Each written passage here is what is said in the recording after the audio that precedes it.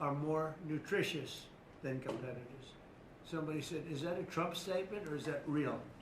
In fact, you know who asked me that question? President Xi asked me that question. He said, really, I had never heard of it. And he was a food purchaser for a long time.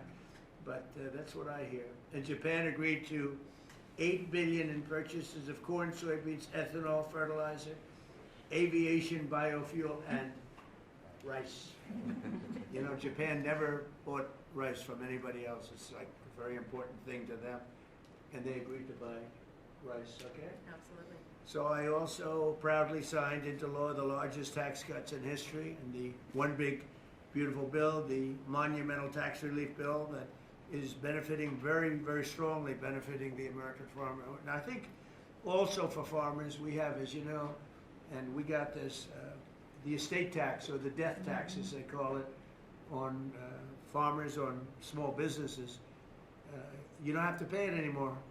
A lot of farms would, you love your children, and your children are great, and they want to be farmers, and you leave the farm with your children, and a lot of farms are, sort of cash poor, land rich, cash poor, and the kids would go to the local bank or to any bank, and they'd borrow money to pay the estate tax, and they'd end up losing the farm. They go bankrupt, and a lot of debt too. You know, literally, because they love their farm and they love their business and they love that way of life, they end up committing suicide. A lot of suicides. We have no more estate tax. How about that? Do you have children? Huh? I do. Well, let them know. Now, if you love your children, then it's good. If you don't love your children, you don't have to leave them anything. It doesn't matter what I just said. They're still young. I still I have love a them. feeling you love I them. still love them. I have a feeling you love your children. But the estate tax is a very big thing, so you don't have estate tax. You die, you leave your farm or whatever, or small business too. Your children, you don't have to pay estate tax. It seems to affect the farmer more than anybody else, because you can have a farm that's very valuable, and therefore you have to pay a big tax, but it's not a big value in terms of cash. Maximizing domestic farm production is a big part of how we will make America affordable again and bring down grocery prices for American families. And again, these are prices that we inherited. When I left, we were doing incredible. In 4 years, what they've done to this country and so many, and not even mentioning the border and the criminals allowed into our country and all of the other. So I just want to say it's a tremendous honor being with you. I'd now like to ask Secretary Rollins to provide some of the details, followed by Secretary Bessent, Director of the National Economic Council, Kevin Hassett, Senator Bozeman, Representative Scott, and then we go to a couple of the farmers' representatives, but we'll all get involved a little bit. You can speak. Anybody is shy to speak in front of the press, and I don't blame you if that's the case, but farmers, Court, Holub, and Merrill Kennedy will say a few words also, and then we'll have a little discussion, okay?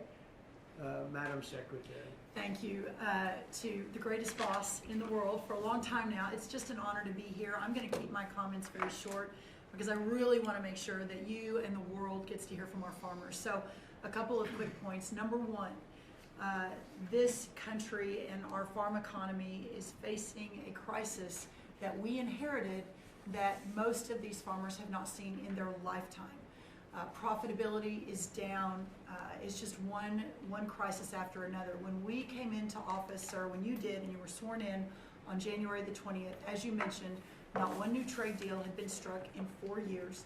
The cost of inputs for our farmers, fertilizer up 36%, manual labor up 47%, interest rates up 73%. When you combine the cost of inputs for our farmers married to no new trade deals, and then you're facing an administration whose priorities were DEI, climate change, putting the farmer aside. I mean, it was an absolute war on agriculture and on our rural communities. That all changed on January 20th. So as, sir, we are working, and you have been just so resolute. I mean, these are our people. Rural America is the fabric of our country. This is the way of life that preserves the American dream for the next 250 years as we celebrate the first 250 years. So we began to go to work immediately. What these elected officials sitting across from us did with the one big beautiful bill, with a lot of help and direction from you, was the largest investment in rural America in any of our lifetimes. We will begin to see that effectuated next year in 2026.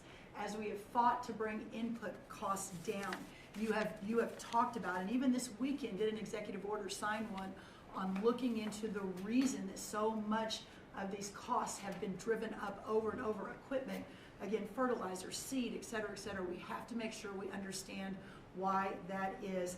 And then the continuing of the additional trade deals across the world. And no longer will America be held and beholden to the regime of other countries' tariff infrastructure. Instead, we are moving our products out across the world. Having said that, and we have been listening to the farmers for the last 10 months, 11 months, sir, that the bridge that is needed to get from the last administration and what basically happened under the last president and the last U.S. Department of Agriculture to this new golden age for farmers, where instead of farming for government checks, they can farm to feed their family and sell their products and pass it on to the next generation, that this bridge is absolutely necessary based on where we are right now. So as the president said, we are very pleased to announce that today we are going to be effectuating an $11 billion bridge payment to our farmers. The money will move by February 28th of 2026, but by the end of this month, so just in the next couple of weeks, every farmer that is able to apply for it will know exactly what that number looks like. So as you are going to your lender, as you are working to ensure and understanding what you can plant for next year, you will have that number in hand. And we will continue to talk to our farmers, continue to understand exactly what this looks like and what is necessary. The final thing I'll say is, 12 billion. well, we're holding $1 billion back. So today we are announcing $11 billion. We are holding $1 billion back just to ensure that we are covering. So today's announcement covers all of our row crops, but some specialty crops and others that we are still working with to best understand where they are in the farm economy and ensure that we're making every forward-moving position that we need to. And then finally, as we move to this new golden age for agriculture and for rural America, as we continue to fight for these farmers and ranchers, their way of life, and those that are represented here represent hundreds of thousands of farmers across this country. Just know that this president, I have never been around anyone who every time we talk, he asks, how are my farmers? Every single time. So we will never stop fighting. We will make sure that we're doing everything we can to ensure the next 250 years is just as bright, if not brighter, than the last. So thank you, sir. Brooke. Thank you. And this money would not be possible without tariffs. The tariffs are taking in, hundreds of billions of dollars, and we're giving some up to the farmers because they were mistreated by other countries for, I don't know, maybe right reasons, maybe wrong reasons. They weren't. They were trying to show us something, and it's really worked out really well. But because of the tariffs, this is possible. The other thing I'd like to add before going to Scott, and I think it's very important, we're going to also give the tractor companies, John Deere and all of the companies that make the equipment, we're going to take off a lot of the environmental restrictions that they have on machinery. It's ridiculous. I know because I buy a lot of that machinery for different things. We have a lot of big clubs with, hundreds, thousands of acres. And I buy a lot of stuff, and you buy it, it's got so much equipment on it for the environmental, it doesn't do anything, except it makes the equipment much more expensive and much more complicated to work, and it's not as good as the old days. And we're going to take a lot of that nonsense off of the equipment, which is going to reduce, and we're going to do it, and we're going to say you're going to reduce the prices. We're not going to do it and they're not going to reduce. They're going to have to reduce their prices because farming equipment has gotten too expensive. And a lot of the reason is because they put these environmental excesses on the equipment, which don't do a damn thing except make it complicated, make it impractical. And you really have to be, in many cases, you need about 185 IQ to turn on a lawnmower now. So we're going to take that off, that crap off that they put on Biden mostly. And we're going to take that off. So that's going to make that'll bring down the equipment prices a lot. That's right. And we're going to do that immediately. You're going to work with Lee Zeldin, who's not here. He's doing a fantastic job. And Lee is going to work that out. And that would be most of it It's crazy. The machines, they're always under repair because they're so complicated that you can't fix them. The old days you used to fix it yourself. Now you can't do that. You have to be a PhD from, let's say, MIT. Okay, so we're going to get that done. Scott, please go ahead. Good. Thank you, Mr. President. Thank you to the farmers to join us today.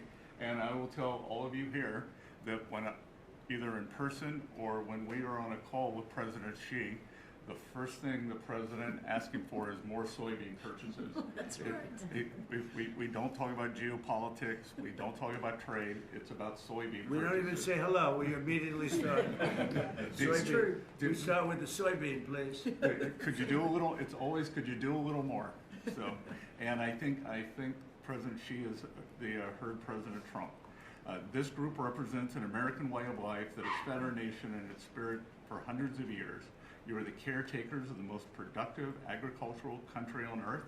You drive hundreds of billions of dollars in exports, support millions of jobs, and keep America's economy running strong. And this administration is committed to keeping it that way. By putting farmers first, President Trump is ushering in a new golden age for agriculture. The President's $11 billion relief package for America's farmers comes at a critical time. These direct payments will give producers the breathing room they need to market this year's harvest and plan for next season.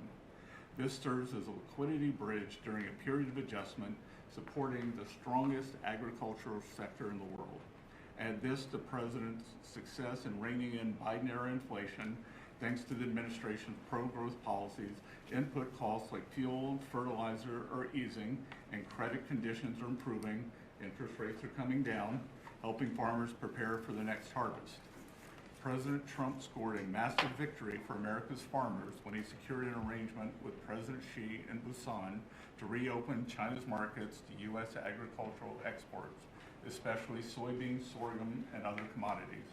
Under this framework, China committed to purchase at least 12 million metric tons of U.S. soybeans this growing season, followed by a minimum of 25 million tons annually for the next 3 years. And it's not just China. At the President's direction, Treasury, USTR, and the Department of Commerce have secured supplemental purchases of U.S. agricultural goods in major trade agreements across the world to open new markets to America's farmers. The One Big Beautiful Bill also delivered transformative benefits for America's small farmers. It locked in full expensing for farm equipment and 100% expensing for farm structures built during the President's term. I believe Representative Scott and a group in the House, we were originally just going to do factories, and they called us and said, you need to do farm structures too, and the President said, we're all in. And it extended and enhanced much needed relief from the punishing death tax, giving family farms greater certainty as they plan for the next generation. Mr. President, thank you for putting America first by putting your farmers first. Through pro-growth, pro-farm agenda, you are ushering in a new golden age of American agriculture, and Treasury is proud to help in this.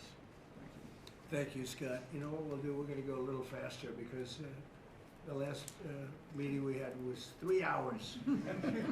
We're the most transparent group, so if we can go faster, it'll be great. And then we'll take some questions from the fake news. Is that okay? Kevin, go real fast, Kevin. Yeah, I could go really fast there. Yeah. Sir, the farm economy, you always ask me to just get a few numbers to put it in perspective. And as I've looked through the incredible performance of these people that work so hard and are such important people for keeping communities alive, the thing that struck me the most, because you and I were here in the White House during COVID, is that during those terrible COVID times, farm production didn't go down. Like these farmers, they went to work every day and they produced so much. But then Joe Biden came in, so we had COVID, and farm production didn't go down. And then Joe Biden came in and he really wrecked the farm economy. And so during Biden's term, 150,000 farms closed, sir. 150,000 farms closed after we went through COVID and we didn't have a problem. Now, why did we do it? Why were we able to do that? I'm going fast. The first is that, do you know that expenses for farms fell 5% while we were here because of all the things that we did, expensing and everything else? But under Joe Biden, they went up 13% because of all, the regulations, energy, everything else. But the thing that really jumped out at me the most is because you had high growth and low inflation. Interest expense for the farm economy fell $120 million per year while you were there in the White House, but under Joe Biden it increased by $8 billion per year. And so you wonder why it is that we need this $11 billion, maybe $12 billion to build a bridge loan to America's farmers.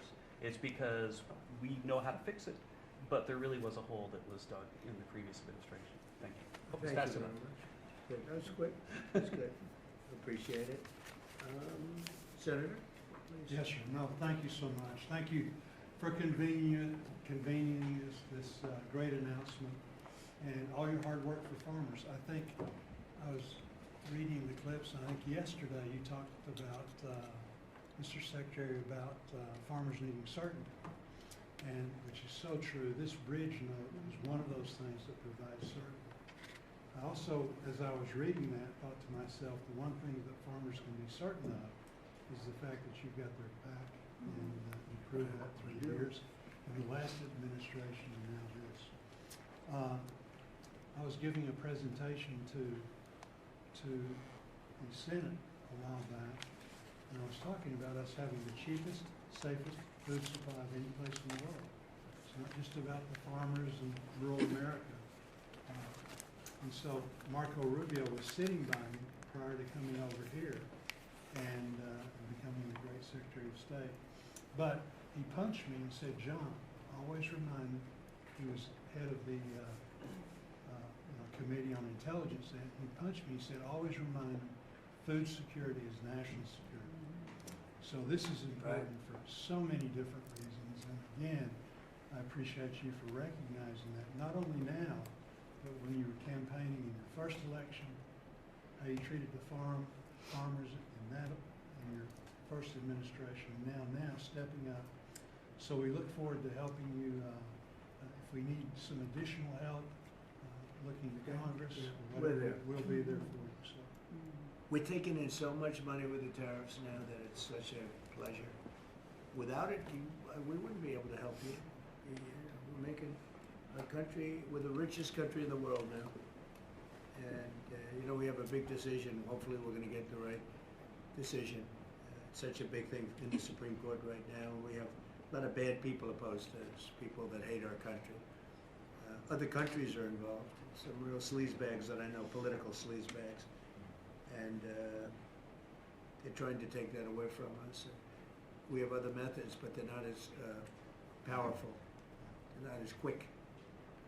Some of the wars that I solved wouldn't have been solved using those methods. So it's a very important thing, the tariff. The decision of the Supreme Court's a very important thing.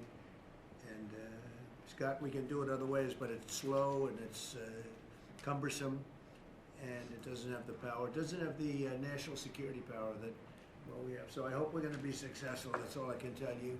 Austin, please. Thank you, John. Well, first of all, President, thank you for the selection of Brooke Rollins